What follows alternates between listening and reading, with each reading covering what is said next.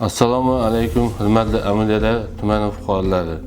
Bugungi kunda jismoniy va yuridik shaxslarga qurilish ishlarini amalga oshirish uchun yer uchastkalarini ajratish tartibi to'g'risidagi O'zbekiston Respublikasi Vazirlar Mahkamasining 2022-yil 14-fevral kungi qishloq xo'jaligi mo'ljallanmagan yer maydonlarini xususiylashtirish to'g'risidagi O'zbekiston Respublikasi qonunini amalga oshirish chora-tadbirlari haqidagi 71-sonli qaroriga E-Auksion.uz elektron onlayn auksion savdo maydonchasi orqali amalga oshiriladi. Hozirgi kungacha tuman hokimining qaroriga asosan yer uchastkalarini ajratib berishni va'da qilayotgan fuqarolarga aldanib qolmaslikka chaqiramiz.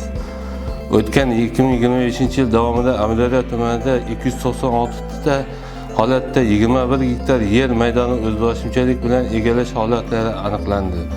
Shundan 84 ta holatda 13 gektar yer maydoni bartaraf qilinib, 212 ta holatda 8 gektar yer maydoni bo'yicha sudlarga da'vo arizalari kiritildi. Kiritilgan da'vo arizalarining 142 tasi qanoatlantirildi va 70 ta holat bo'yicha sud ishlari davom etmoqda.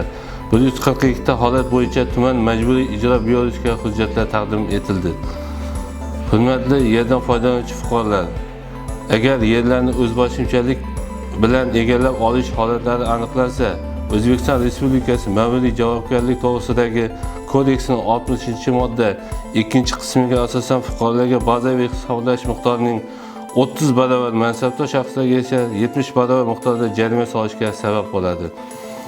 O'zboshimchalik bilan yer egallab o'sha joyning o'zida qurilish qilsa yoki qurilish ishlarini olib borsa, O'zbekiston Respublikasi Ma'muriy javobgarlik to'g'risidagi kodeksining 60-modda 3-qismiga asosan fuqarolarga bazaviy hisoblash miqdorining 200 barobari, mansabdor shaxslarga esa 400 barobari miqdorda jarima solishga sabab bo'ladi.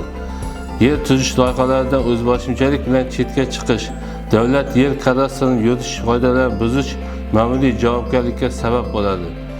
O'zbekiston Respublikasi Ma'muriy javobgarlik to'g'risidagi kodeksining 60-modda 1-qismiga asosan fuqarolarga bazaviy hisoblash miqdorining 3 barobari, mansabdor shaxslarga esa 5 barobari miqdorda jarima solishga sabab bo'ladi. Yer uchastkasiga bo'lgan huquqni davlat ro'yxatidan o'tkazish uchun o'z vaqtida murojaat etmaslik jarima qo'llanishiga sabab bo'ladi.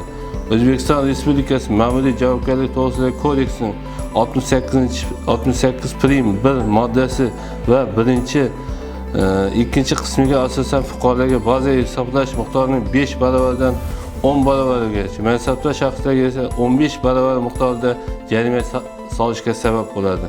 Agarda yer uchastkalarini o'zboshimchalik bilan egallab olib, shu jumladan ushbu yer uchastkalariga nisbatan qonuniy huquqlari mavjud bo'lmagan holda ulardan foydalanish xuddi shunday harakatlar uchun ma'muriy jazo qo'llanilganidan keyin sodir etilgan bo'lsa, O'zbekiston Respublikasi Jinoyat kodeksi 229-1 moddasiga asosan bazaviy hisoblash miqdorining 300 barobardan 400 barobarigacha miqdorda jarima solishga sabab bo'ladi. Yoki 3 yilgacha axloq tuzatish ishlari, yoki 5 yilgacha ozodlikdan cheklash, yoki 5 yilgacha ozodlikdan mahrum qilish bilan jazolanadi.